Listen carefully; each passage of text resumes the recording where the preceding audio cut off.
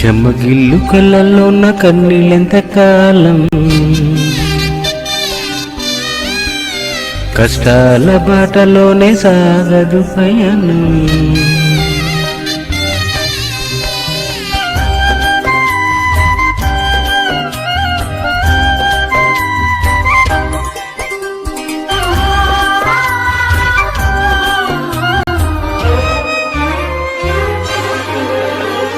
చెమ్మగిల్లు కళ్ళల్లోన కన్నీళ్ళెంత కాలం, కష్టాల బాటలోనే సాగదు పయనం. విడుదల సమీపించెను, నీకు వెలుగులు ఉదయించును. విడుదల సమీపించెను, నీకు వెలుగులు ఉదయించును. చెమ్మగిల్లు కళ్ళల్లోన కన్నీళ్ళెంత కాలం, కష్టాల బాటలోనే సాగదు పయనం. విడుదల సమీపించెను, నీకు వెలుగులు ఉదయించును. విడుదల సమీపించెను, నీకు వెలుగులు ఉదయించును.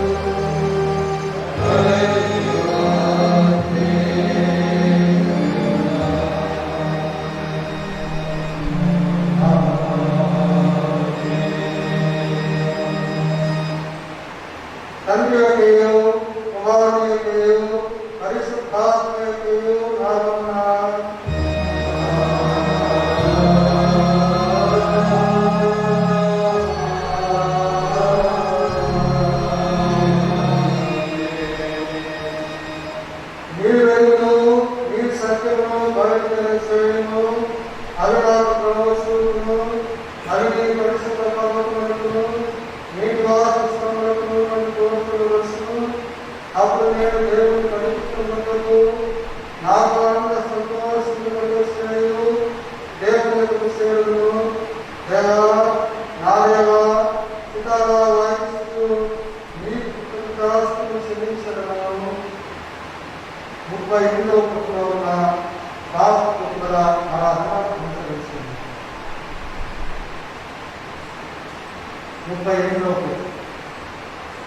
నిత్యులే ప్రియులారా, మనము మన ప్రభువైన యేసుక్రీస్తు యొక్క పరిశుద్ధ రాత్రి భోజనం కావాలని ఉద్దేశిస్తున్నాము కనుక పరిశుద్ధులను పౌలు హెచ్చరిస్తున్నట్లు మనము ప్రజలతో పరీక్షించుకున్నది. ఎందుకనగా ఎవరు తమ పాపల వినయంలో ఉంటుందో, ఎవరు ఇంటికి కూర్చి ఆత్మీయతలు కలిగి ఉందో అట్టి వారిని ముఖ్యంగా ఆదరించి బలపరచుటకై ఈ పరిశుద్ధ సంస్కారం నియమించబడి ఉన్నది. మనం ఇంట్లో పరీక్షించుకున్నదా మన ఎన్నో పాపము మరణము తప్ప కనబడదు. దీని నుండి మనం ఎంతవారు తప్పించుకోలేము. కావున మన ప్రభువైన యేసుక్రీస్తు మన మీద కనికరముగలవాడై మనకు ప్రతిగా దేవుని పూర్ణ చరిత్రను ధర్మశాస్త్రము తాను నెరవేర్చుకును. మన కొరకు మన విముక్తి కొరకు మరణము పొంది మన పాపముల వలన మనం పొందవలసినంతయు అనుభవించుటకును ఆయన మనుషులాయను మనం నమ్మకముగా నమ్ముటకును మన విశ్వాసములను బలపరచమని ఆయన చిత్తములకు సంతోషపూర్వకముగా విధేయుడగునట్లు తన రాత్రి భోజనమును పరిశుద్ధ సంస్కారము నియమించెను. దీనియందు మన శరీరమును మనకు ఆహారంగాను తన రక్తము పానముగాను అనుగ్రహించుతున్నాడు. కాబట్టి క్రీస్తు యొక్క మాటను దృఢంగా మనసు ఎవరు ఈ పాత్రను త్రాగులో వారి క్రీస్తులను క్రీస్తు వారిని స్వీకరించును. అతడు నిర్దేశించబడను. ఆయన మన అపరాధములకు అప్పగింపబడి మనం నీతిమంతులుగా తీర్చబడుటకై శిలువ మరణం నుండి లేపబడిన సత్యము బయటపరుస్తూ ఆయన జ్ఞాపకార్థముగా దీనిని ఆశ్రయింపబడను. మరియు మనం దీన్ని బట్టి ఆయనకు మిగతా హృదయపూర్వకమైన వందనములు చెల్లించుతూ మన శిలువనెత్తుకొని ఆయన గమనించి ఆయన మనల్ని ప్రేమిస్తున్నట్లు ఆయన ఆజ్ఞ ప్రకారం మనము ఒకరికొకరు ప్రేమింపగలను. ఎందుకైనా ఈ ఒకే పాలు పుష్పించు ఈ ఒకే పాలు తాగుతున్నందున మనమందరం ఒక శరీరమై ఉన్నాము. ప్రార్థించుము. సర్వశక్తుల దేవా, నీకు అందరి హృదయములు కోరికలు స్పష్టంగా విషయమని దాసపడి పరివై లేదు. నేను నిన్ను పరిపూర్ణంగా ప్రేమించి నీ పరిశుద్ధ నామమును సరైన రీతి కనపరుస్తున్నట్లు నా హృదయాలోచనలను నీ పరిశుద్ధాత్మ వేసుకున్న పవిత్రపరుచుమని నీ కుమారును ఆ ప్రభువైన యేసుక్రీస్తు ద్వారా నేను వేడుకొనుచున్నాను. ఆమేన్. మన ప్రియ కుమారుడు మన ప్రభువైన యేసుక్రీస్తు యొక్క శ్రమ మరణ పునరుత్థానముల వలన నా పాపములను క్షమిస్తున్నాడు. మరియు క్రీస్తు ప్రభుని సంఖ్యలో కాకుండా నేను ఆయన శ్రద్ధను బట్టి మీరు నిజంగా పశ్చాత్తాపడి ఆయన విశ్వాసము స్మరణ పాపములు సంపూర్ణంగా క్షమింపబడి ఉన్నవని తండ్రి కుమారుని పరిశుద్ధాత్మ నామమున ప్రకటిస్తున్నాను. అయితే ఆదికాలం బట్టి పశ్చాత్తాపమైన విశ్వాసకు నేను తెలియజేయడమనగా అట్టి వారు పశ్చాత్తాపం ప్రకారం దేవుడు వారి పాపమును క్షమింపడు. మరియు ప్రకారమంతం కాకముందు తమ దుర్మార్గములను మరుగొట్టయు నిజ పశ్చాత్తాపములయు క్రీస్తునందు విశ్వాసము మేర దేవుడు నిశ్చయంగా వారి దోషులను వారికి అర్పించును. క్రితం వారిని 5వ వారంపై నా మనవి ఆలకింపుము. నా రక్షణకర్తవు దేవా,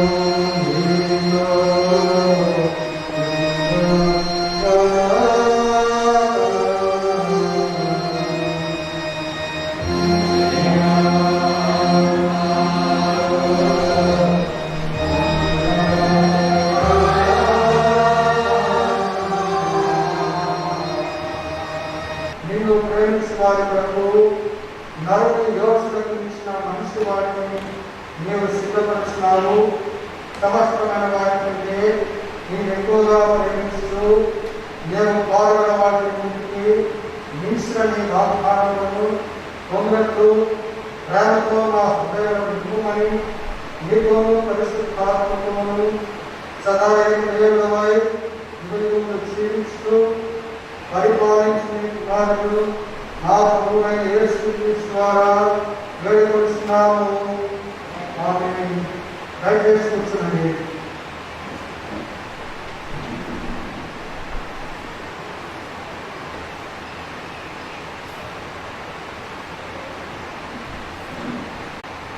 ఇర్మియా గ్రంథము 16వ అధ్యాయము 14 నుంచి 21 వరకు.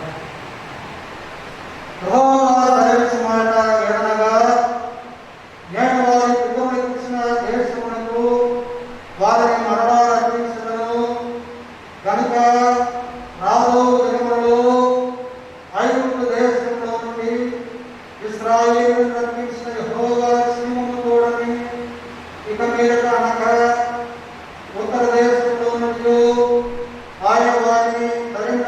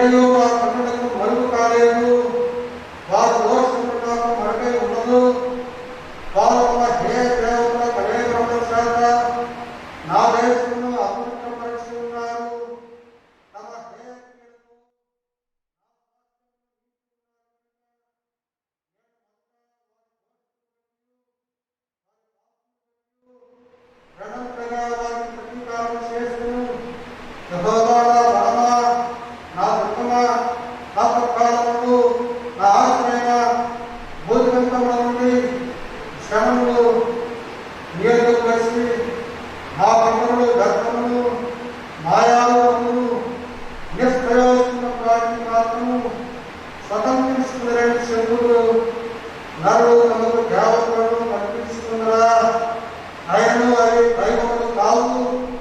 కాబట్టి నా నామం యెహోవా అని వారు పిలుచుకున్నట్లు నేను ఈసారి వారికి అనుభవం కలగజేయను. నా బలమును నా శౌర్యము ఎంతటిలో వారికి తెలియజేయను. ఇంతటిలో మాత్రమే వారికి నిర్మిస్తూ ఉన్నది.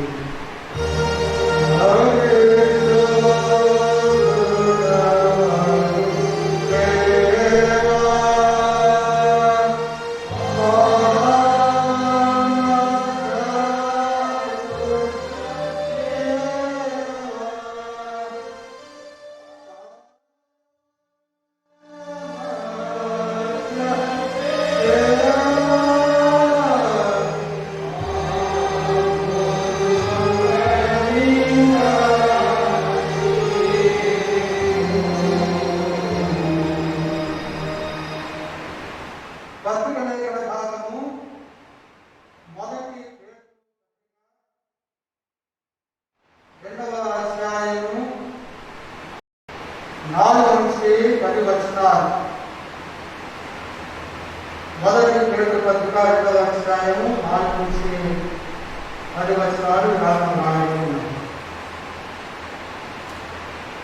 మనుషుల చేత విసర్జింపబడినను దేవుని దృష్టికి ఏర్పరచబడినయు అమూల్యమును సజీవమైన రాయికు ప్రభువునకు వచ్చిన వారై యేసుక్రీస్తు ద్వారా దేవునికి అనుకూలతకు ఆత్మ సంబంధమైన బలులు నర్పించుటకు పరిశుద్ధ యాజకుడిగా ఉన్నట్లు మీరును సజీవమైన రాబోయే ఆత్మ సంబంధమైన మందిరముగా కట్టబడుతున్నారు.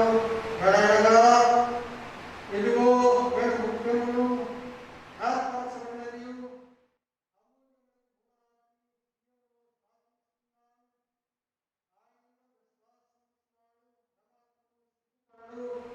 అన్నమాట లేఖనములో రాయబడిందని విశ్వసిస్తున్న నీకు ఆయన అమూల్యమైన వాడు. విశ్వసింపని వారికి ఇల్లు కట్టువారు ఏ రాజును విశ్లేషించరు అదే రాయి మరియు అది అడ్డురాయులు అడ్డుబండలు ఆయన కట్టువారు వాస్తుని కవిగా కొట్టుకున్నారు. దానిపై వారు నియమింపబడి అయితే మీరు చీకట్లో నుండి ఆశ్చర్యకరమైన వెలుగులోనికి మిమ్మల్ని పిలిచిన వారు పునాది సేవను ప్రసవ శ్రేయ నిమిత్తము ఏర్పరచుకున్న వంశమును రాజులైన యాజక సమూహమును పరిశుద్ధ జనమును దేవుని సొత్తైన ప్రజలై ఉన్నారు. ఒకప్పుడు ప్రజగా ఉండగా ఇప్పుడు దేవుని ప్రజ అయిపోయి, ఒకప్పుడు కనికరింపబడగా ఇప్పుడు కనికరింపబడిన వారికి ఇంతటితో పత్రికలైన భాగం గురిస్తూ ఉన్నది.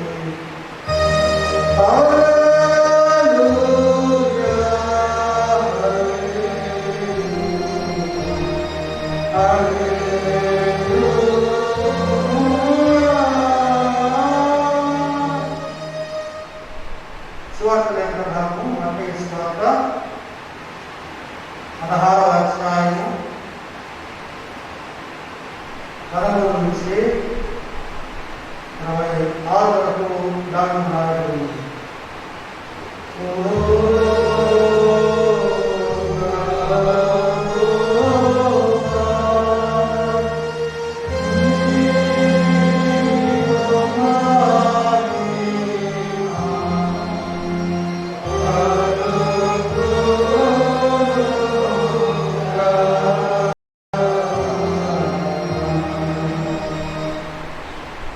మత్తయి సువార్త 16వ అధ్యాయం 13 నుంచి 26.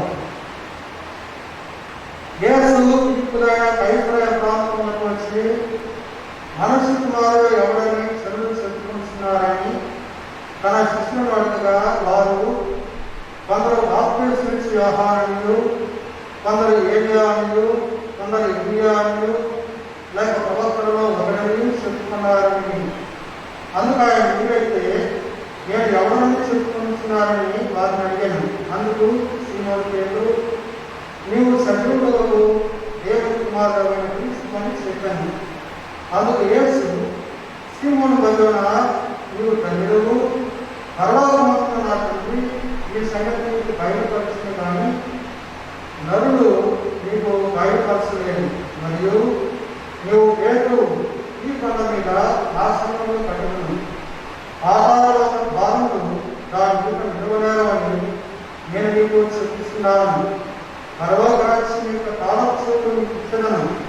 నీవు భూలోకములు దేని బంధించువో అది పరలోకములను బంధింపబడును, భూలోకములను దేని విప్పుడువో అది పరలోకములను విప్పుబడునని అతనితో చెప్పాను.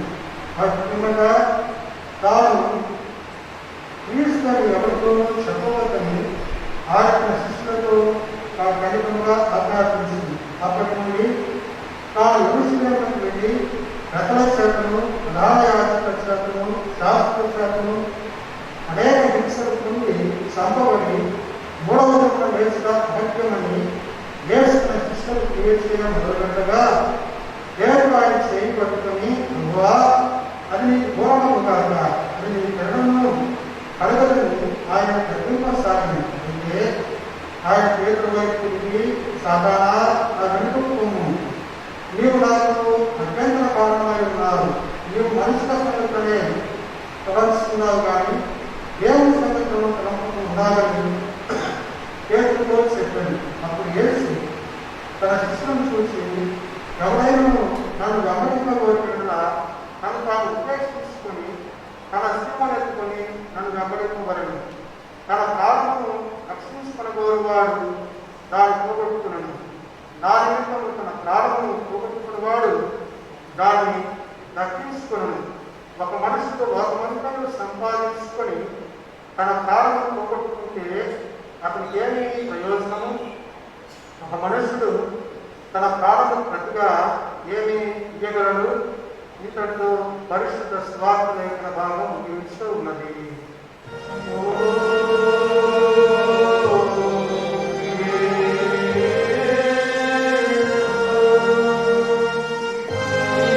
అందరం కలిసి అపోస్తలుల విశ్వాస ప్రమాణం ఒప్పుకున్నాము.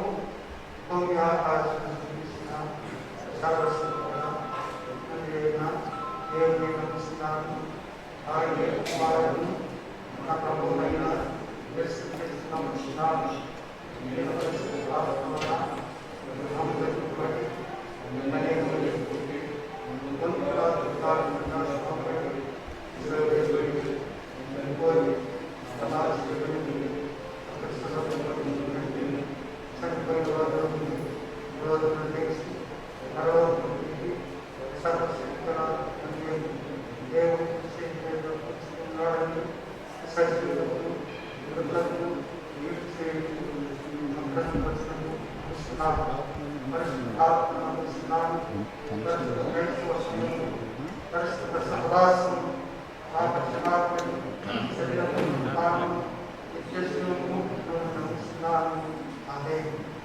దయచేసుకుంటున్నాండి. 442 జీవితాంతము వరకు నీకే సేవ సంపదనంటే పాటుపడుతున్నా. 442 442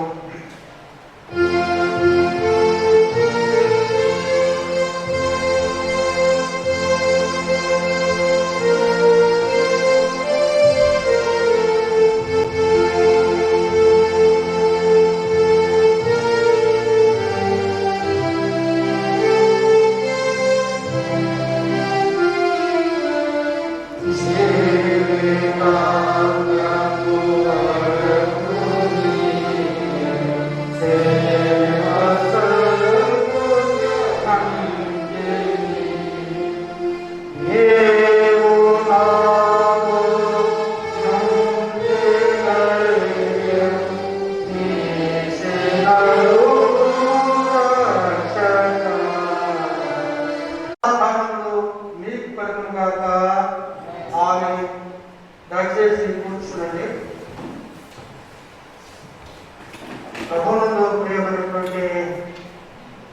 విశ్వాసారా మీ అందరికీ వందనాలు తెలియజేస్తున్నాను.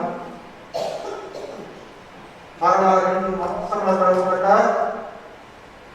దేవాలయంలో ఉంచుకొని ఆరాధించడానికి ప్రభుత్వ గొప్ప కృపను మన పట్ల ఉంచాడు. దేవాసము మన సంఘము చాలా విశాలకరమైనటువంటి వాసము. వేడిగా దాదాపుగా 5 మంది మన సంఘ విశ్వాసులు ప్రభుత్వంలో నిర్వహించారు. కుటుంబాలు కూడా ఎంతో విశాలంగా ఉన్నటువంటి పరిస్థితులు. మనల్ని దేవుడు కాపాడి మన రెక్కల చాటున భద్రపరిచాడు. తిరిగి దేవాలయంలో కూడుకుని ఆరాధించడానికి ప్రదర్శించాడు. కొంతకాలం ఆన్లైన్లో వర్షం ద్వారా కలుసుకున్నాం. మరలా ఈ రోజున ప్రత్యక్షంగా మనం కూడుకుని ఆరాధించుకోవడానికి ప్రభు గొప్ప కృపను చూపించాడు. ఈ రోజు చదవబడినటువంటి పరిశుద్ధ లేఖన భాగాలలో పేతురు రాసినటువంటి మొదటి పత్రిక 2వ అధ్యాయం 4 నుంచి 10 వచనాల వరకు చదవగా ఉన్నాం. ఈ భాగంలో ఉన్నటువంటి ఏమిటంటే building on the corner stone, మూల రాయి మీద కట్టబడ్డ. ఎవరు ఈ మూల రాయి? ఎవరు? యేసు ప్రభువే మూల రాయి. రాయి దగ్గరికి రండి. పేతురు ఏం రాస్తున్నాడు అంటే, క్రైస్తవ విశ్వాసులైనటువంటి వారు ఆయన యొక్క దయాళత్వాన్ని చూసినటువంటి వారు. Christians are those who tasted the kindness of God. దేవుడు ఇంత దయగలిగినటువంటి వాడు. ఆయన యొక్క దయాళత్వాన్ని రుచి చూసినటువంటి వారు క్రైస్తవులు. ఆయన దేవుడని మీరు తెలుసుకొని రుచి చూసినట్లయితే మీరు ఆయన దగ్గరికి రండి. ఎందుకు అంటే లోకంలో దుష్టత్వము ఉన్నది, కపటము ఉన్నది, దేశకాలం ఉన్నది, అసూయ ఉన్నది, భూషణ మాటలు, ఇవన్నీ కూడా ఉన్నాయి లోకంలో. అసూయ, ద్వేషము, కపటము, అల్లరి, ఆటపాటలు ఇవన్నీ లోకంలో ఉన్నాయి. మీరు వాటిని విడిచిపెట్టండి, వాటిని దూరంగా రండి. ఒకసారి ప్రభువును చూస్తే మీరు వదిలిపెట్టరు. సాధారణంగా ఏదైనా ఒక అలవాటు గురించి మాట్లాడితే అలవాటు లేదండి అంట. ఎందుకు లేదు అంటే దానికి ఆన్సర్ ఉండదు. అంటే ఒక్కసారి రుచి చూసి ఇది బాగుంది పర్వాలేదంటే నెక్స్ట్ టైం అలాగంటాడు. ఆ పాపాన్ని విడిచిపెట్టాడు. ఓహో ఇంత టేస్ట్ ఉందా ఇందులో ఇంత టేస్ట్ ఉందా? దాదాపుగా నేను ఒక 50 సంవత్సరాల పైన మాట్లాడలేదు. నేను ఏ మాట్లాడలేదు. ఏమి అంటే ఏమో తినకొద్ది కాలేదు, తినలేదు. ఆ తర్వాత ఎందుకో ఒకసారి తిని చూస్తే చాలా బాగుంది కదా అనుకున్నాను. తిని చూస్తే ఎలా ఉంటుందో అనుకున్నాను. ఆ ధన్యం కలిగింటూ ఇంకా నేను విడిచిపెట్టకూడదు. సేవ వస్తే తప్పకుండా తినాలి. రుచి చూసిన తర్వాత దాన్ని విడిచిపెట్టాలి. ఏదైనా కూడా కరుణ కలిగినటువంటి వాడు, దయ కలిగినటువంటి వాడు. ఒకసారి మీరు రండి. సాధారణంగా ఈ సేల్స్ మెన్ ఏం చేస్తారంటే, సేల్స్ గర్ల్స్ వచ్చి వాళ్ళ దగ్గర ఉన్నటువంటి వస్తువుల్ని మనకి ఇంట్రొడ్యూస్ చేస్తారు. ఎందుకంటే ఇది కొత్త ప్రోడక్ట్, ఇది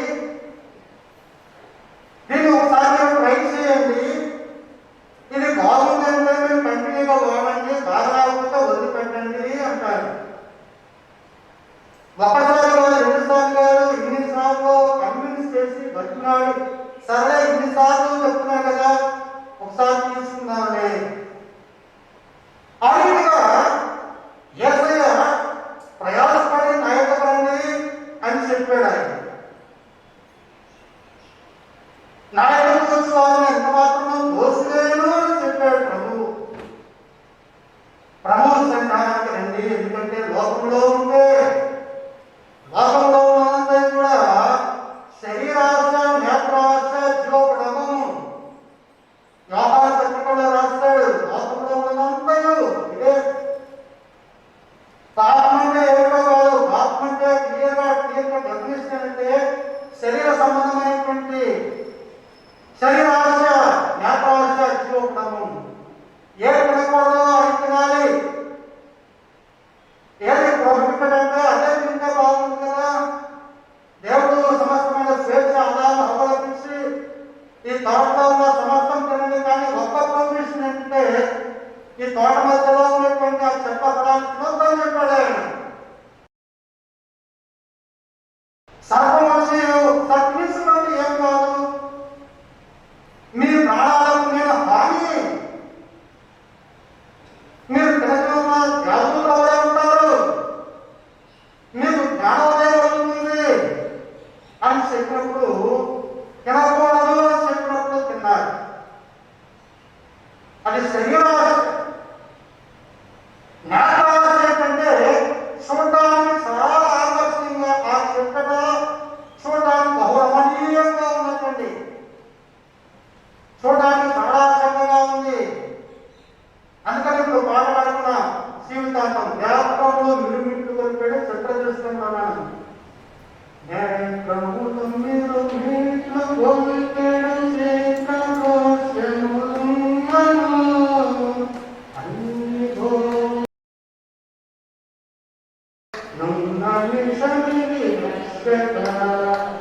లోకంలో జ్ఞాపకాలకు మిరుమిట్లు కలుగుతుంది, ఆకర్షిస్తుంది.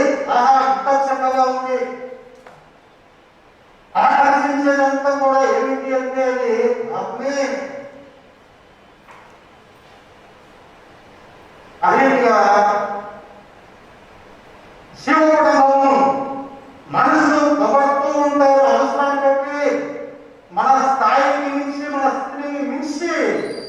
మీరు గొప్పవారంటే మీరు ఇంద్రుడు, మీరు చంద్రుడు, మీకంటే గొప్పవారు లేరు.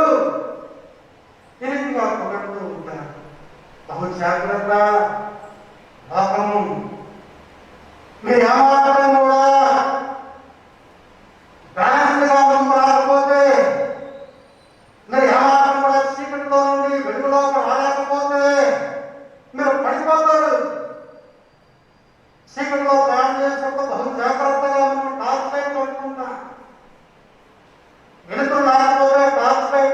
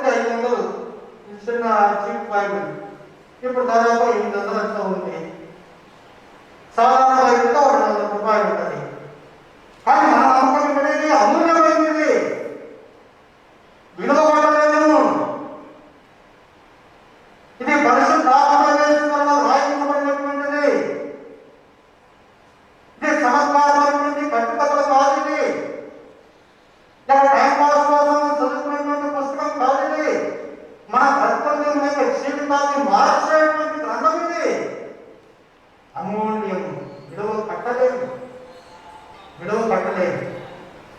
యేసయ్య కూడా అమూల్యమైనటువంటి వాడు. చూడండి, మొదటి 2వ అధ్యాయంలో 4వ వచనం, మనసుల ద్వారా విసర్జింపబడినను దేవుడి దృష్టికి ఏర్పరచబడినది అమూల్యమును సజీవమైన రాయుగు ప్రభు నదికి వచ్చిన వారే. ప్రభు నుండి ఎవరు అంటే అమూల్యమైనటువంటి వాడు, తాను విలువైనటువంటి వాడు, సజీవమైనటువంటి రాయి. సజీవం అంటే ప్రాణమైనటువంటిది, సజీవము. మనమందరం కూడా సజీవులు కాబట్టి చర్చలో కూర్చున్నాం. ప్రాణము జీవం ఉందంటే ప్రాణము జీవము ఉంది. రాడు ఆత్మ సంబంధమైన వాడు. మీరందరూ కూడా, మనమంతా కూడా ప్రతి విశ్వాసి ఒక సజీవమైన రాయి. ఒక ప్రిన్సిపల్ గారిని అడిగారట ప్రెస్ మీటింగ్ లో, ఏమండి మీ కాలేజ్ ఎక్కడ ఉందంటే, నా కాలేజీ ఎల్లూరులో ఉందండి, కానీ ఇప్పుడు లేదండి కాలేజీ. ఏమైంది కాలేజీ? లాక్డౌన్ కదండి, కాలేజీ లేదండి. ఏమిటి కాలేజీ కాకపోవడం? అక్కడే కదా ఉంటుంది కాలేజీ, అది ఎక్కడికి పోతుంది కాలేజీ? కాలేజీ ఎక్కడ పోతుందండి, కన్స్ట్రక్టెడ్ బిల్డింగ్ కదా. ప్రిన్సిపల్ అంట, కాలేజీ అంటే బిల్డింగ్ కాదండి, కాలేజీ అంటే స్టూడెంట్స్ ఉంటేనే కానీ కాలేజ్ అంతా. స్టూడెంట్స్ దాకా బిల్డింగ్ అంట, బిల్డింగ్ అంటే హై స్కూల్ కావచ్చు, కాలేజ్ కావచ్చు. చర్చ్ అంటే బిల్డింగ్ కాదు, set of people who believe in Jesus Christ. యేసుక్రీస్తు నమ్మిన వారి యొక్క సముదాయం చర్చ్ అంటే. మనం ఎప్పుడు కూడా చర్చ్ అంటే ఒక బిల్డింగ్ అని అనుకోకూడదు. ఎక్లేసియా అనేటువంటి మాట గ్రీకులో వాడారు. ఎక్లేసియా అంటే పిలువబడిన వారి యొక్క సముదాయం. దేవుడు లోకంలో నుంచి ఆయన పేరు పెట్టి పిలుచుకున్నాడు, ఎక్లేసియా, కాల్డ్ అవుట్ పీపుల్, లోకంలో నుంచి పిలువబడిన వారు. హీబ్రూలో కహల్ అనే మాట, కహల్ అంటే మనమందరం కూడా లోకంలో నుంచి పిలువబడ్డాం. లోకంలో నుంచి వేరు చేశాడు దేవుడు, మనల్ని వేరుపరిచాడు ఆయన. తన ఇష్టమైనటువంటి కృపతో కూడా మనల్ని పేరు పెట్టి ఆయన ఏర్పాటు చేసుకున్నాడు. కాబట్టి సజీవమైన రాజైన యేసుక్రీస్తు దగ్గరికి రండి. ఆయన అమూల్యమైనటువంటి వాడు, దేవుడి దృష్టికి ఏర్పరచబడినటువంటి వాడు. ఈ యేసయ్య ఎవరు అంటే కార్నర్స్టోన్, మూలరాయి. ఏదైనా ఇల్లు కట్టేప్పుడు ఆ కింద పునాదికి ఏం చేస్తారంటే 2 గోడలకు మధ్య చక్కగా ఇమిడిపోవడానికి కార్నర్ స్టోన్ తెచ్చుకుంటారు. 2 మూలలు కూడా చక్కగా అడగాలి.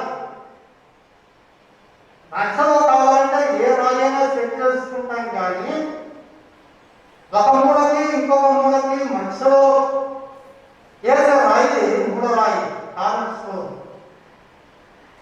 అతికించుకుంటారు. కొన్ని సందర్భాల్లో పునాది వేసేప్పుడు ఒక రాయి ప్రత్యేకంగా అమ్ముతారు. ఆ పునాది లోపల ఆ యొక్క గోధుమ తగినప్పుడు అందులో ఫిల్టర్ చేయక ముందు క్రైస్తవేతరం అయితే దానికి ఎన్నదో చేస్తారు. ఏ పసుపు, ఇంకా పసుపు,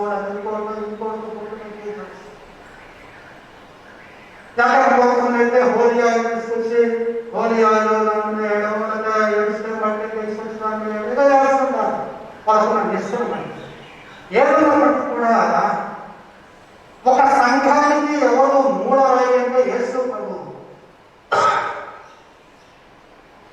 మన అపోస్తలులు పునాది, పేతురు, యోహాను, యాకోబు వీళ్ళందరూ కూడా పునాది.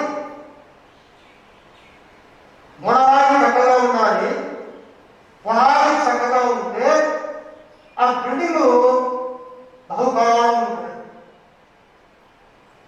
దాని యొక్క విజన్ ఏదో ఆర్కిటెక్ట్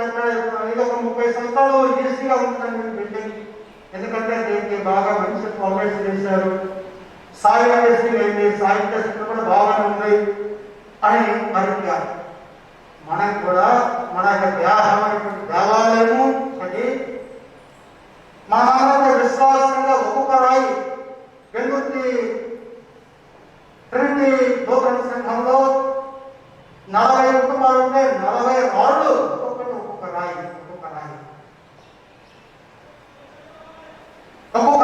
సజీవమైన రాయి, ప్రాణమున్న రాయి, ప్రార్థన చేసే రాళ్ళు, పాటలు పాడేటువంటి రాళ్ళు, ఆరాధన చేసినటువంటి రాళ్ళు, ప్రాణం లేని వాళ్ళం కాదు, ప్రాణం ఉన్నటువంటి వాళ్ళు.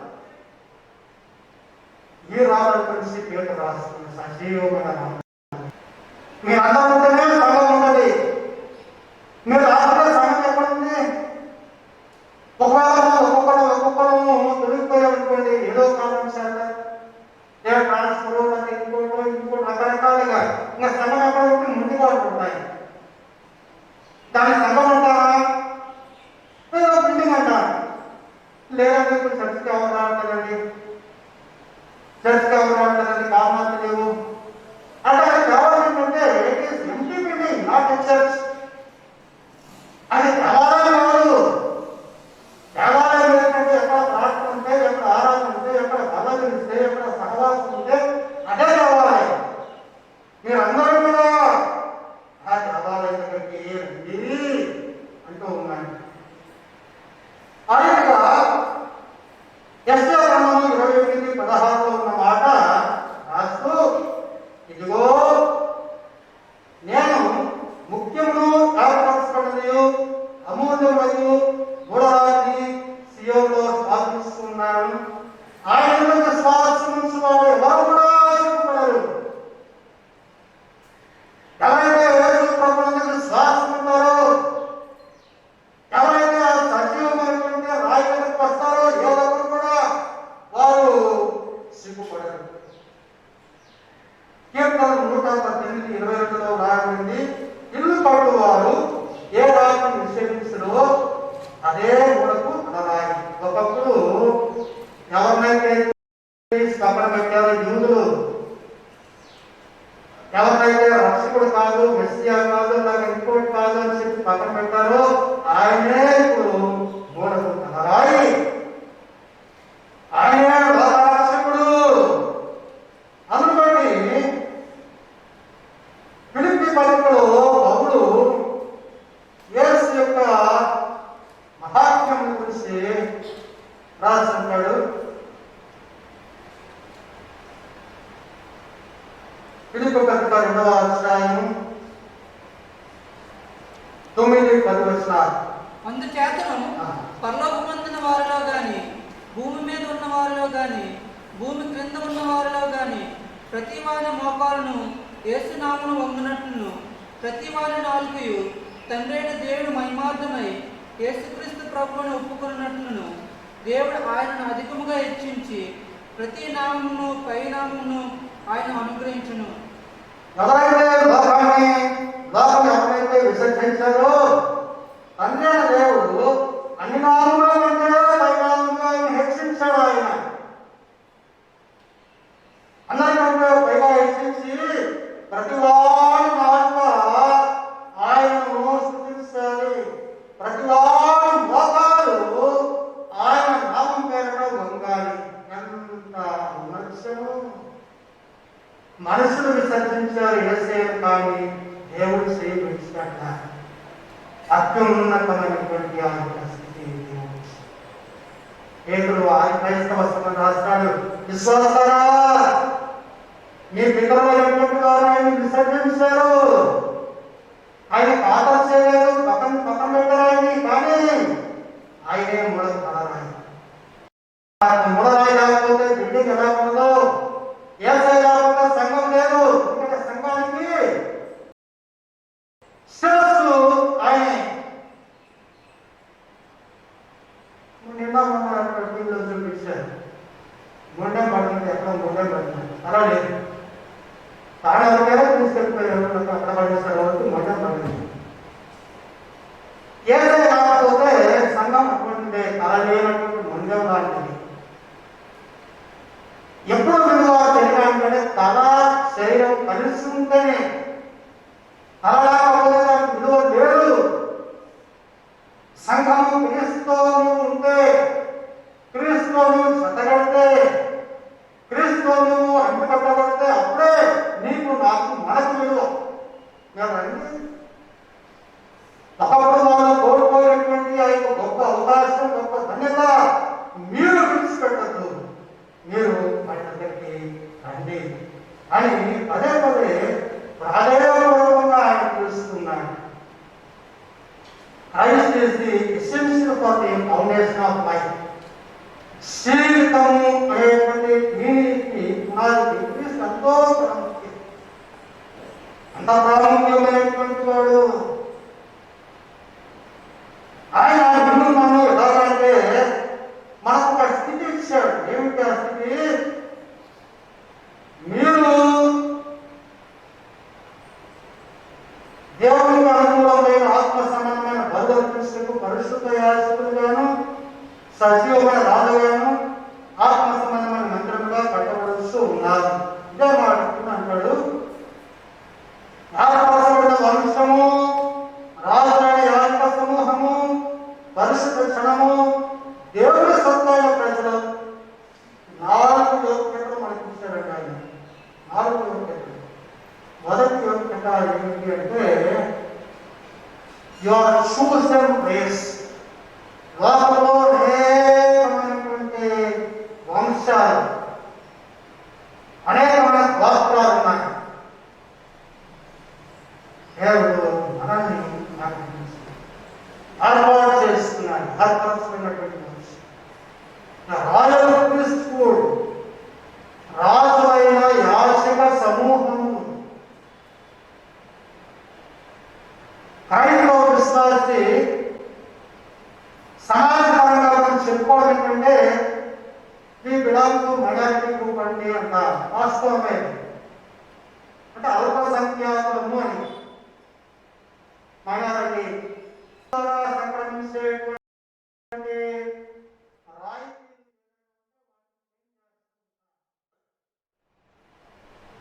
బ్యాక్వర్డ్ క్లాస్ కానీ ఇంకేదైనా రకరకాలైనటువంటిది. బైబిల్ ఏమంటే యేసయ్య నమ్మేటువంటి మీరంతా కూడా మీరు శత్రువులు అంటున్నారు. శత్రువులు అంటే రాజులు. నేను శత్రువులో ఉంది అంటే మేము రాజవంశం అంటే, ఎందుకంటే మా ప్రభు ఆయన రాజుగారి రాకుమారులు అవుతారు. రాజుగారి యొక్క పిల్లలు ఆ వంశ పారంపర్యంగా రాజరికం వస్తుంది. మన ప్రభు అయినటువంటి యేసుక్రీస్తు రారాజై ఉన్నాడు. ఆయన విధంగా మనకు ఆ రాజరికం వచ్చింది. మనం దాన్ని ఏం చేసుకోవడమే. మాది రాజవంశం అండి.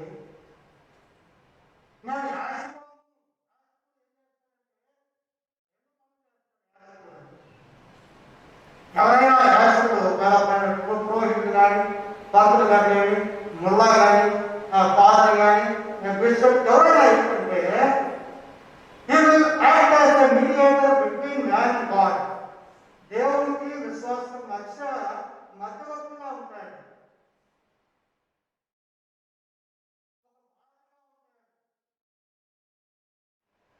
ఈ పక్క నుంచి మనం అవతల మీదకి వెళ్ళాలంటే మధ్యలో కాలువ ఉన్నటువంటి కాలువ దాటడానికి చిన్న బ్రిడ్జ్ కావాలి.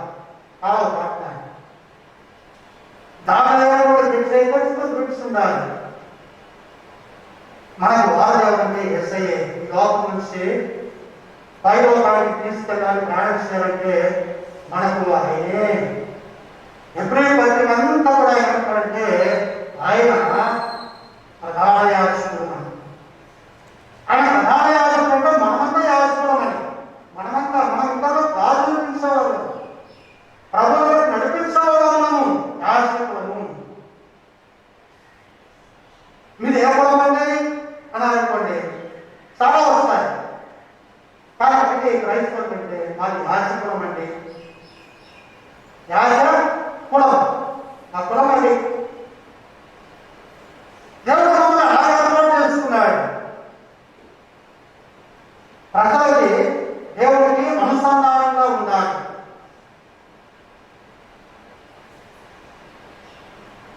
ప్రకాశ్ ఎక్స్ప్రెస్లో ప్రయాణం చేసినప్పుడు భగవంతునికి భక్తునికి అనుసంధానమైనటువంటిది అని చెప్పి అగరబత్తి చేస్తున్నారు కదా.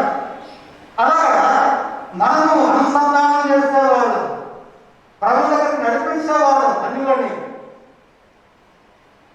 కానీ మేము ఏ సైడ్ రుచి చూసాం, మీరు కూడా రండి, మీరు కూడా రండి, ఒకసారి ట్రై చేయండి. అనేకమైన దేవుడు దేవతలు ఒకసారి రండి, ట్రై చేయండి. మేము సాటిస్ఫై అయితే, మేము కన్విన్స్ అయితే మేము రండి, లేకపోతే నేను నిర్బంధం లేదు. ప్రజల్ని మనం నడిపించేవాడు, ప్రజల్ని ధైర్యపరిచేటువంటి వాడు మాత్రం నేను కూడా మా పిల్లలు కూడా ఒకప్పుడు క్రైస్తవేతలుగా ఉన్నారు. నా తాతలు మా ముఖాలు గ్రహాలు చేశారండి. కానీ ఇప్పుడు మేము చీకటిలో నుండి వెలుగులోకి వచ్చాము. మరణంలోని శివంలోని దాటి ఉన్నాం. మేము అసత్యంలోని సత్యంలోని దాటాము. సత్యం అంటే ఏమిటో తెలుసుకున్నాము. మేము వెలిగిస్తూ ఉన్నాం, ఒకప్పుడు చీకట్లో ఉన్నాం. వాస్తవం ఒకప్పుడు మీకంటే కూడా మేము చాలా దౌర్భాగ్యంగా ఉన్నాం. మేము మొక్కలు దేవుడు దేవతలు లేరు. అటువంటి స్థితిలో దేవుడు పిలుస్తున్నాడు, ఏర్పాటు చేసుకున్నాడు, నిలబెట్టాడు. ఇక ఇష్టంలోగా ఉంటున్నాం. మీరు కూడా క్రీస్తు ఎటువంటి వారు అనేక మంది ఉన్నారు. అందుకనే ప్రభువు శిష్యులతో, శిష్యులారా మీ స్టేటస్ ఏమిటో తెలుసా? మేము లోకానికి ఉప్పు అయ్యారయ్యా. ఉప్పు లేకపోతే అసలు ఏం లేదు. It is essential commodity of life. జీవితంలో పేదవాడికైనా బలవంతుడికైనా ప్రతి ఒక్కరికి కూడా అత్యవసరమైనటువంటి ఉప్పు లేకపోతే బ్రతకలేనటువంటి ఉప్పే. ఉప్పు లేకపోతే ఒక పచ్చడి చేసుకోవాలంటే ఉప్పు ఉండాలి, కూర చేసుకోవాలి. ఉప్పు లేకపోతే అసలు లేదు. మీరే ఉప్పు, మీరే రుచి ఇచ్చేవాళ్ళు, మీరే చెడిపోయేటువంటి పదార్థాలని ప్రిజర్వ్ చేసుకోవడం, అది ఉప్పు చేస్తారు. పని ఒక ఇంట్లో ఫ్రిడ్జ్లో మాంసం తెచ్చుకోవడం, ఇంకో తెచ్చుకుంటా ఉప్పు వేసుకుని పెడితే దాన్ని ఎలా వస్తుంటారు. ఒకవేళ చింతపండు స్టాక్ పెట్టుకోవాలి, ఉప్పు. ఎన్ని రకాలైన ఉపయోగాలు. సమాజం భ్రష్టు పెట్టుకోకుండా మీరు ఉప్పుగా ఉండండి. సమాజం కలుషితమైపోతుంది. దగ్గర నుంచి కూడా అసూయ, అందరి దేశము ఈ పెరిగిపోతున్నాయి. మీరు ఉప్పుగా ఉండండి. రెండవది, మీరు లోకానికి వెలుగై ఉన్నారు. మీరే చిన్నప్పుడు ప్రైవేట్ స్కూల్లో గోరంత దీపము మండలకు వెలుగు. గోరంత దీపం ఒక చిన్న దీపము ఎంత వెలిగేస్తుందో. మీరు వెలుగుగా ఉన్నారు. చీకట్లో లోకం చీకటే. మీరు వెలుగుగా ఉండండి, మీరు వెలిగించబడండి అని చెప్తూ ఉన్నారు. కాబట్టి మొట్టమొదటిగా మనము పరిశుద్ధమైనటువంటి రాజులైనటువంటి యాజక సమూహము. పరిశుద్ధమైన పరిశుద్ధ జనం అంటే ప్రత్యేకించబడిన వారు, హోలీ అనే మాట. హోలీ కమ్యూనియన్ అంటారు. పరిశుద్ధ సమభాత్వము. సమభాత్వం అంటే కలిసి భుజించడం. పరిశుద్ధమైన ఎందుకంటే ఇది ఎవరంటే ఒకటి కాదు. ఇది హోటల్లో కూర్చొని ఆర్డర్ చేసి నాకు వాటర్ తీసుకోండి, నాకు వైన్ తీసుకోండి చెప్పాలి. కానీ ఇంట్లో మనం ఏదో ఏమైనా కాదు. దేవుని సన్నిధిలో ఉన్నప్పుడు మనం తీసుకుంటున్నాం కాబట్టి అది హోలీ కమ్యూనియన్ అంటారు. బాప్టిజమాన్ని హోలీ బాప్టిజం అంటారు. వివాహాన్ని హోలీ మ్యారేజ్ అంటారు. బైబిల్ని హోలీ బైబిల్ అంటారు. ఇవన్నీ హోలీ అంటే ప్రత్యేకించబడింది. మా ఇంట్లో ఎన్నో పుస్తకాలు ఉంటాయి, ఎన్నో పుస్తకాలు ఉంటాయి. కానీ బైబిల్ ఏంటంటే హోలీ బైబిల్. అది ప్రత్యేకమైన పవిత్రమైన పరిశుద్ధమైన. ఈ గ్రంథాలు ఎలా పడ్డారో వెంటనే మనం దీనికి ఒక ప్రత్యేకమైన స్థలం ఉన్నది. మనం కూడా దేవుని చూసుకోవట ప్రత్యేకమైన క్షణాన్ని ఎంతో మంది ఉన్నారు. ఎన్నో గోత్రాలు, ఎన్నో వంశాలు దేవుడు మన దేవుడికి ప్రత్యేకమైనటువంటి ఆ జనాంగంగా మనల్ని ఏర్పాటు చేస్తున్నాడు. రాజు యాజక సమూహం దేవుని సొత్తు, హౌస్ హోల్డ్ ఆఫ్ గాడ్. ఇది మా సొత్తు అండి. సాధారణంగా మన హైవేలో ప్రయాణం చేసేటప్పుడు ఫారెస్ట్ డిపార్ట్మెంట్ వాళ్ళు చెట్లకు రోడ్డు దగ్గర అడ్డుకున్న చెట్లకి కంటే చిన్నగా దాని పైన ఉన్నటువంటి తాట తీసి ఏదో నెంబరింగ్ చేస్తూ ఉంటారు, నెంబర్ వేస్తారు. ఈ చెట్టు ఫారెస్ట్ డిపార్ట్మెంట్ కు చెందినటువంటి గవర్నమెంట్ ఆఫ్ ఆంధ్రప్రదేశ్ అంటే అర్థమంటే ఎవరైనా ఈ చెట్టు కొడితే వాళ్ళు శిక్షార్హులు. అక్కడ నెంబర్ వేశారంటే it belongs to forest department. Forest department ఉన్నది. దేవుడు కూడా మన మీద ఒక ముద్ర ఇస్తారు, పరిశుద్ధాత్మ ముద్ర. వీళ్ళు నా జనాంగం, నా సొత్తు, నా ప్రాపర్టీ, నా రక్తం చిందించి కొన్నాను నేను. వాళ్ళను సృజించిన వాడు నేనే. క్రియేటర్ మాత్రమే కాదు, కానీ పాపం దాసత్వంలో పోయినప్పుడు మరలా యేసయ్య తన యొక్క ప్రాణాన్ని పెట్టి మరలా ఆయన మన యొక్క కాబట్టి మనం ఎంతో విలువైనటువంటి వాళ్ళు. మన విలువ మనకు తెలియదు. క్రైస్తవులుగా మన విలువ మనకు తెలియదు, కానీ దేవుని దృష్టిలో విలువైనటువంటి వారు. వారి మనుషుల దృష్టిలో విలువ ఉండొచ్చు, రాకపోవచ్చు. ఒక్కొక్కటి సందర్భంలో ఆటలాడుకుంటారు. ఎవరైనా శ్రీకారు వివేక నా ముందు ఆటలాడు. దేవుడు ఆడుకుంటున్నాను. నువ్వు నా సొత్తు, నువ్వు నా ప్రశ, నేను ఏర్పాటు చేస్తున్నాను, నీకోసం నా ప్రాణం పెట్టాను, నీకోసం నా రక్తం చూపించాను అన్నమాట దేవుడు మనల్ని ప్రత్యేకించుకున్నాడు. ఇప్పుడు రెండు రకాలైనటువంటివి. ఒకటేంటంటే క్రైస్తవం కూడా మా బర్త్ ఒకటి, గ్రోత్ రెండు కూడా ఒక నాణానికి రెండు వైపులా ఉన్నటువంటి. By birth were Christians. పుట్టుకతో మనం క్రైస్తవులు, మన జనరేషన్. ఇతరులు కాకపోవచ్చు, లేక మన తల్లిదండ్రులు కాకపోవచ్చు, కానీ మన జనరేషన్ పుట్టుకతో బై బర్త్ క్రిస్టియన్స్. అయ్యా మా నాన్నగారు మా తాతగారు మొత్తం చేస్తున్నారు కాబట్టి మేము ఇప్పుడనే క్రైస్తవులము.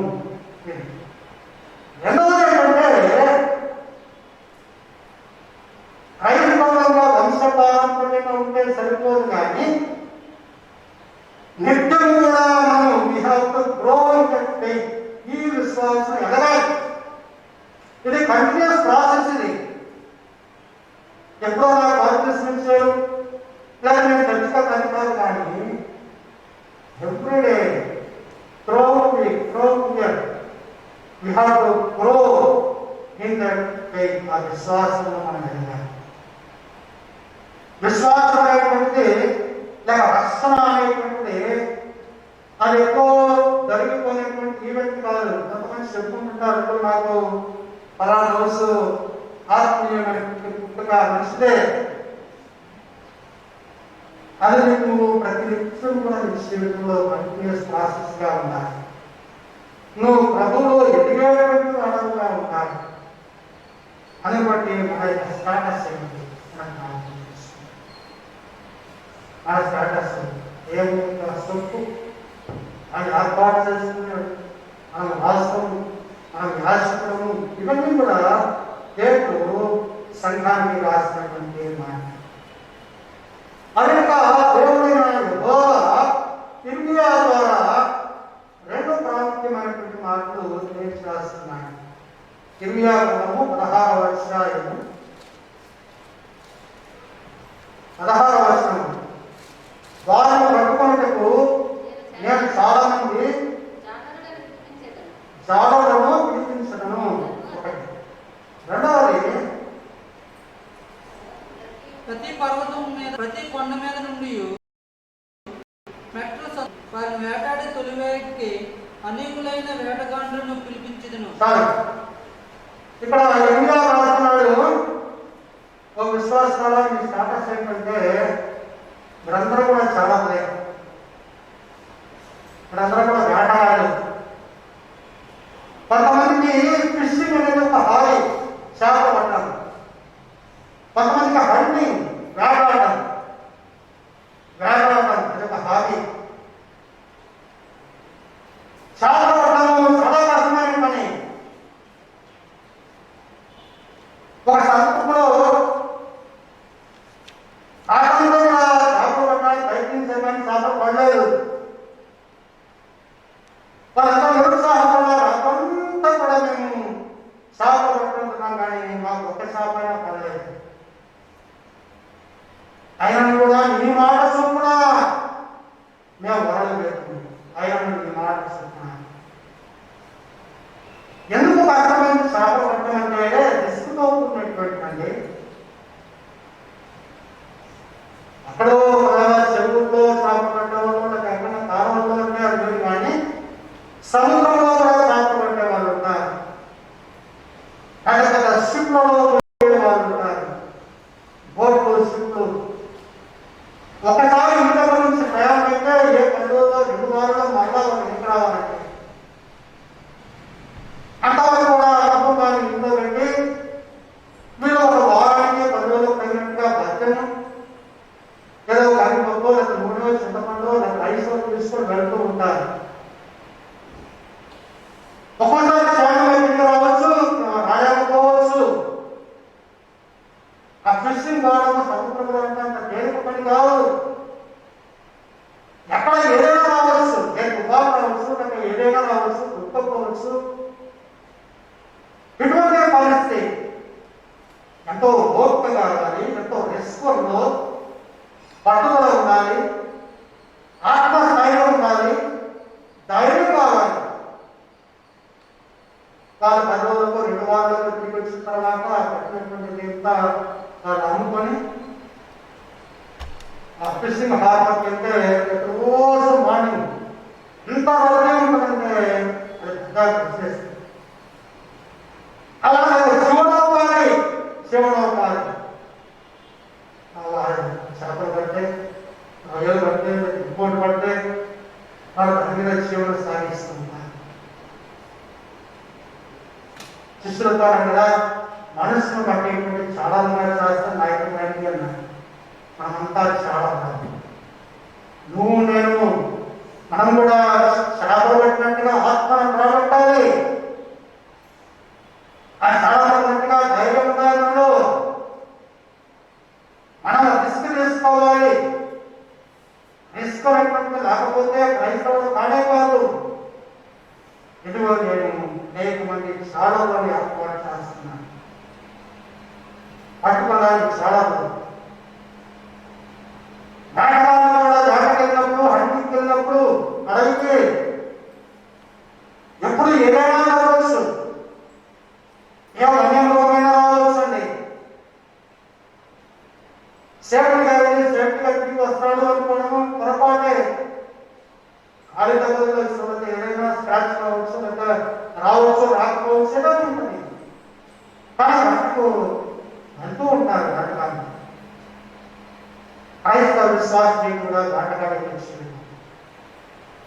అంటే నువ్వు వేటాడాలి, నీలో ఆ ధైర్యం ఉండాలి. 40 శాతం వాడు తిరిగి వెనక్కి తిరిగితే పరలోకరాజ్యం మార్పుడు కాదంటాడు. బాప్తిస్మం ద్వారా క్రీస్తును మనం ధరించుకునేటువంటి వాడు. మనం సాధారణము, మనం ఆటగాళ్ళము, మనం రాష్ట్రము, మనం యాజకులము. ఆ రీతిగా ఆయన సొత్తు ఆయన ఎప్పుడు మనం విడిచిపెట్టవచ్చింది. మత్తయి సువార్త 16వ అధ్యాయం కానీ ఈ బండ మీద హాస్యం పొందుతున్నాను. పేరు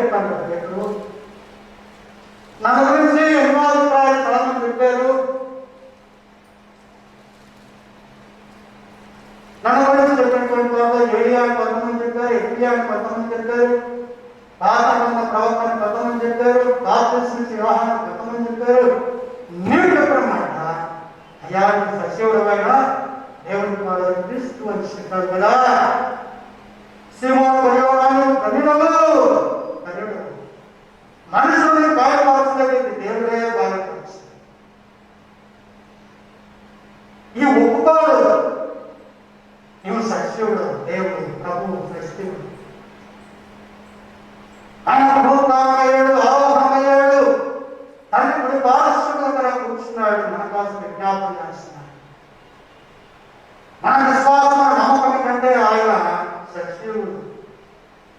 ఆయన తిరిగి వస్తాడు. దేవుడికి బాగా పిలుస్తాడు. పిలుస్తాడు రక్షకుడు, అభిషక్తుడు. యేసు రక్షకుడు, క్రీస్తు అభిషక్తుడు. ఆయన మెస్సియా, దేవుడి కుమారుడు. ఇది మనం నమ్ముతున్నాం. పేరు అదేనండి. పేరు కంటే పేరు ఈ బండ మీద ఈ విశ్వాసం మీద నా సంఘం, నా సంఘానికి ఒక విశ్వాసం ఉంది. నేను మూలరాయి అయితే నా విశ్వాసం అంతా ఒక్కొక్క రాయి, ఒక్కొక్క బండ. ఈ బండ దృఢమైన బండగా ఉండాలి. విశ్వాసం చెరిగిపోదు. మనం ఒకసారి తీసుకెళ్తే ఎన్ని శతాబ్దాలు ఎంతకాలమో మనకి తెలియదు. రాళ్ళు ఎన్నో ఆలోచిస్తాయి, కుటుంబాలు వస్తాయి, రాళ్ళు ఉండగా ఉన్నట్టే ఉంటాయి. కేవలం ఆ కేవలం రాళ్ళు ఉన్నట్టుగానే ఉంటాయి. ఇన్ని ఆలోచన కలిగిపోలేదా? ఇంటి తొక్కుతా కలిగిపోలేదా? రాయి రాయిగానే ఉంది. క్రైస్తవ విశ్వాసం రాయి అంటే కలిగిపోయేవారు. నీ జీవితంలో కూడా, మన జీవితంలో అనేకమైన కుటుంబాలు వస్తుంటాయి, అనేకమైన సమస్యలు వస్తుంటాయి, కష్టాలు వస్తుంటాయి, జబ్బులు వస్తుంటాయి, ఎన్నో వస్తుంటాయి. చెప్పు చదవడానికి మన నిజంగా ఆత్మ సంబంధమైన ఆత్మ అయితే చెప్పు చదవనటువంటి విశ్వాసం. ప్రభువు తిరిగి వచ్చే పర్యంతం కూడా ఆయన తిరిగి వస్తున్నాడు. ఆత్మడే మీ ప్రేమ సవాలు పడడానికి వీలేదు. లోకంలో అక్రమం విస్తరిస్తుంది, అనేక ప్రేమ సలారిపోతుంది. విశ్వాసాల ప్రేమ సలాడానికి మీరు శ్వాసలు పడిపోవడానికి వీలేదు. మీరందరూ కూడా సజీవమైన రాళ్ళు. రాయి మీరు రాళ్ళు, పునాది, అపోస్తలుడు. ఈ సంఘం సర్వాంగమైన సంఘం. సంఘం అంటే దేవుని ప్రత్యేక సముదాయం. సంఘం అంటే బిల్డింగ్ కాదు, కట్టడం కాదు. సంఘం అంటే ఒకవేళ చేసి బిల్డింగ్ కాదు. సంఘం అంటే విశ్వాస యొక్క సంఘం. మన సంఘము ఎదిగేటువంటి సంఘముగా ఉండాలి. దినదాన్ని కూడా బలాపడుతున్నటువంటి సంఘముగా. అనేక సందర్భాల్లో సమస్యలు గత 2 మాసాలు కూడా పోయారు. ఇది ఒక అలజడి లాంటిది, ఒక చిన్న తుఫాను లాంటిది. అయ్యో 2 మాసాలు అయింది, ఎక్కడ ఎవరడానికి తెలియదు, ఎవరింట్లో ఏదైనా బాగలేకుండా ఇంటికి ప్రత్యక్షంగా వెళ్ళేటువంటి పరిస్థితి లేదు, పలకరించడానికి వీలు లేదు. మనమైతే మన ద్వారా వాళ్ళకేమవుతుందో, వాళ్ళ ద్వారా మధ్యవస్తుందో, ఇలా మన ఇంటికి ఎవరు రాకుండా ఇతరులకి మనం పోతున్నాం. కట్టడి చేసినటువంటి పరిస్థితి గతంలో ఎప్పుడు లేదు. మన కుటుంబాలు క్రైస్తవ కుటుంబాలు ఎలాంటివంటే చక్కగా హాస్పిటాలిటీ వెళ్ళిన కుటుంబాలు మనకి. ఆదివారం వచ్చిందంటే ఎవరో మన ఇంటి రావడం, మన వెళ్ళడము, పలకరించడం ఎన్నో చక్కగా. అదే పరిస్థితి ఏంటంటే అటువంటి పరిస్థితి ఏర్పడ్డాయి. ఇది ఉపయోగపడి అంటే ఇద్దరికి మంచిదే. మనం వెళ్ళకపోవడం, అవుతాం రాకపోవడం. కొన్ని పరిస్థితుల్లో మనం ఒక భయంకరమైన పరిస్థితి చూస్తున్నాం మన కాలంలో. ఇది ఒక అల వచ్చినటువంటి తుఫాను వచ్చింది ఎక్కువ ఉండదు. తుఫాను వస్తున్నాయి, పోతూనే ఉంటాయి. ఇది ఒక అనుభవం మనకు. అలాంటి పరిస్థితి మన నమ్మకం అని, మన విశ్వాసం అని. పరిస్థితులను చక్కబడతాయి. దేవుడు నిత్యం కూడా మనల్ని అలాగా ఉంచడు, అదే పరిస్థితి ఉంచడు. ఎందుకంటే ఆయన మనం ఏర్పాటు చేస్తున్నాడు. మనం ఆయన సొత్తు. మీ తలవెంకలన్నీ కూడా లెక్కించబడ్డాయన్నాడు కదా. అందును బట్టి దేవుడు దేవుడుతున్నారా. ఇజ్రాయేల్ మాసంలో మొదటి ఆదివారం పరిస్థితుల బలలో పాల్గొన్నటువంటి మనమందరం కూడా విశ్వాసంలో ఉన్నాడు, ప్రదేశంలో ఉన్నాడు. ఎటువంటి పరిస్థితులు కూడా మిగిలిపోతున్నాడు. నిరాశపడుతున్నారు. అప్పుడు బిడ్డలు కూడా బతులు అనేకులకు మాదిరిగా ఉండడానికి ఇంకా చీకట్లో ఉన్నటువంటి అనేక మంది వెలుగు మార్గంలో రావడానికి పరిశుద్ధాత్మ దేవుడు మనందరూ కూడా తలబడి సమానంగా వాడుగా ఆమె ఆ రీతిగా ఉండడానికి పరిశుద్ధాత్మని తలపరుచుకుంటున్నారు. సమస్త జ్ఞానకృష్ణ దేవుని సమాధానం యేసుక్రీస్తు వలన మీ హృదయములను మీ తలంపులను కావలిగా ఉండుగాక. దేవా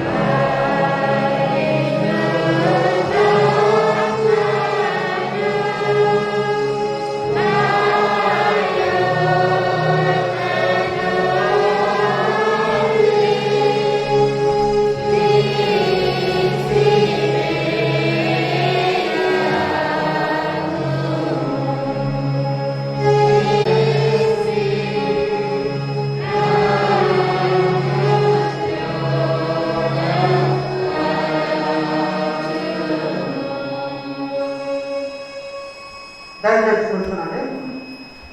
సర్వశక్తి ఇచ్చుడు వారి మా దేవాలయండి మీ పరిస్థితి నామానికి వందనాలు స్తోత్రాలు చెల్లిస్తున్నాం. ప్రభుత్వ బిడ్డలు మా ప్రభుత్వ కృష్ణ అర్పణ ప్రార్థిస్తున్నాం. నేను మీరు నిర్మలపాడిగా వారి కృష్ణ వారికి వారి కుటుంబాన్ని ఆశీర్వదించండి, బలపరచండి. మృదు భాష కృష్ణ అర్పణ బట్టి స్తోత్రాలు చెల్లిస్తున్నాం. వారిని వారి కుటుంబాన్ని జీవిస్తుంది ప్రార్థిస్తున్నా. కుమారి కృష్ణండి వారి నిత్య సహవాసం అందరికీ ఎల్లప్పుడూ తోడై ఉంటుంది.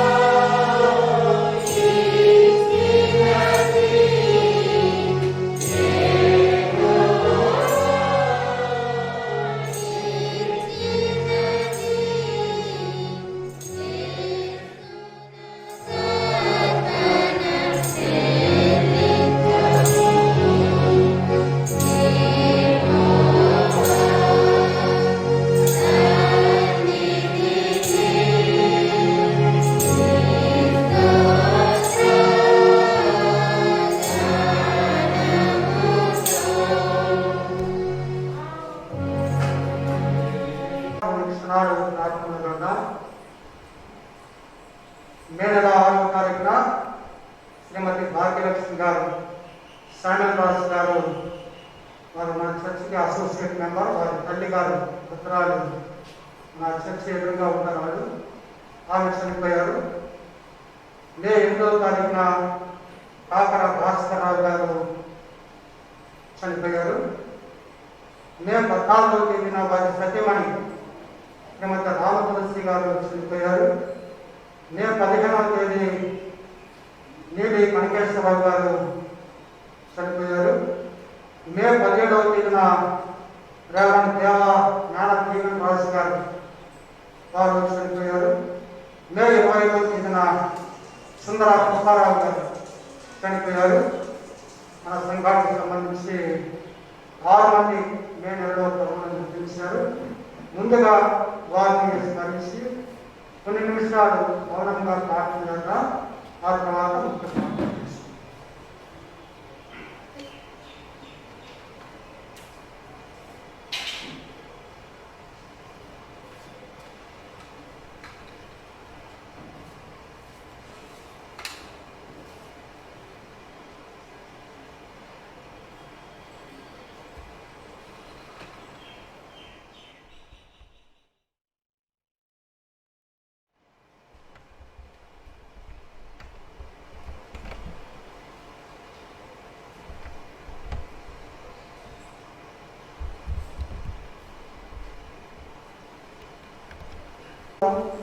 ముఖ్యంగా కుమారు మాకు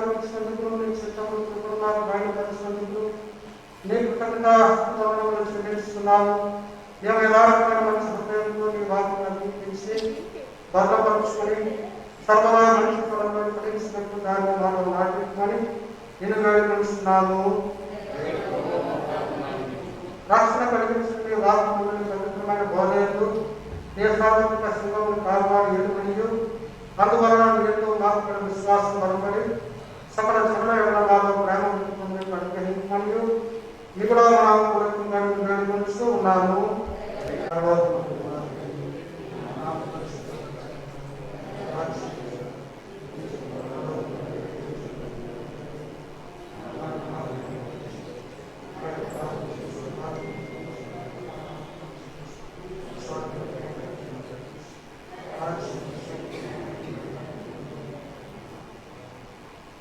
చూస్తున్నాండి.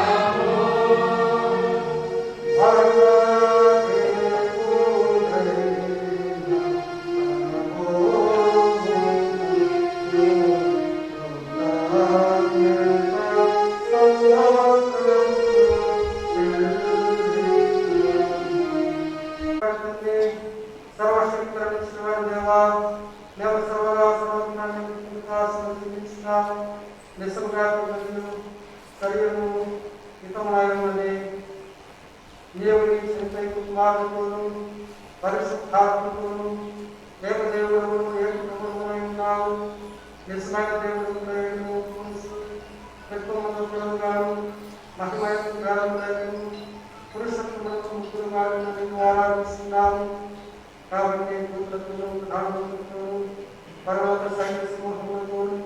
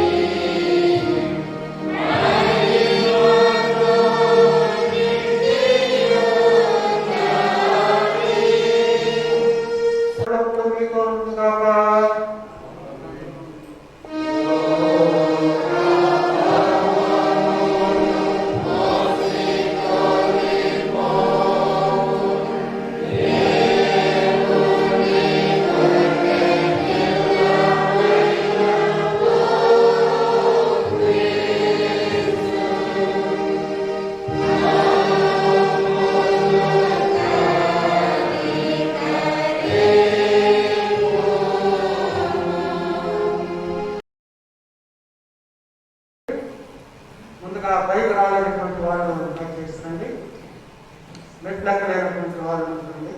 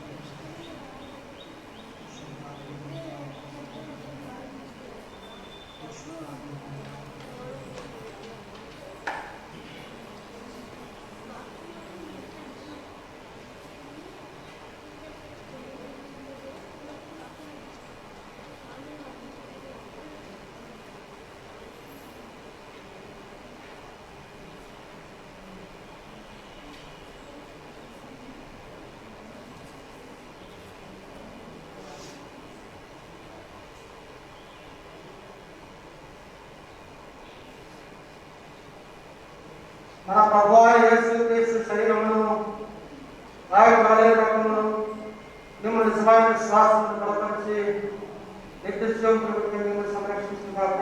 ఆమేన్. సమాధానం ప్రార్థించండి.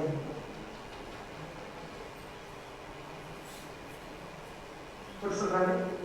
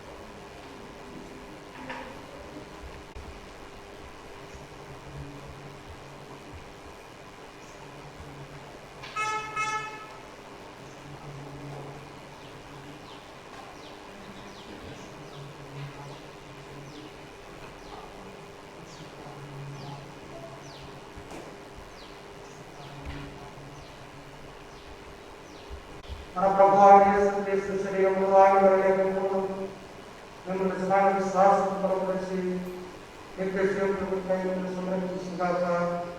ఆమేన్. దైవ సమాధానం ప్రార్థించి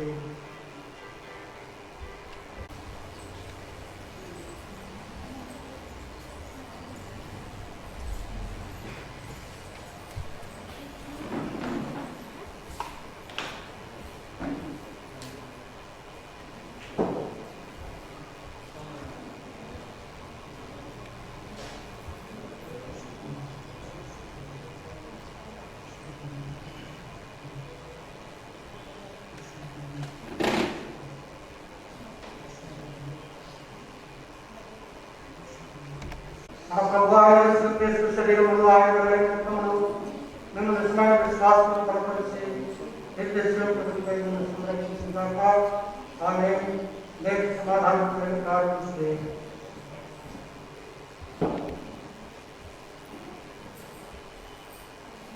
రండి.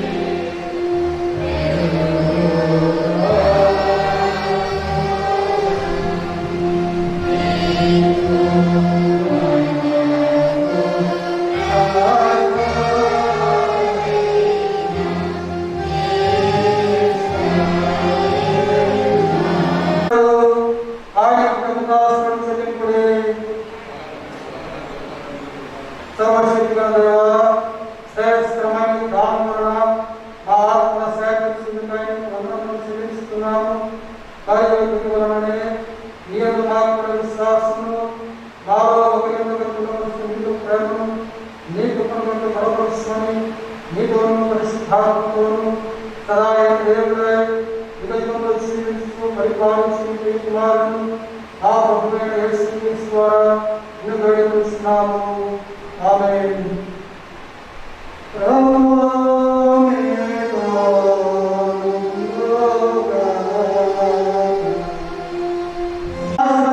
కాపాడుగాక ప్రభు నీ తన సన్నిధిని ప్రకాశింపజేసి కరుణించుగాక. ప్రభు నీ తన సన్నిధి కాంతింపజేసి నీకు సమాధానం కలిగించేగాక.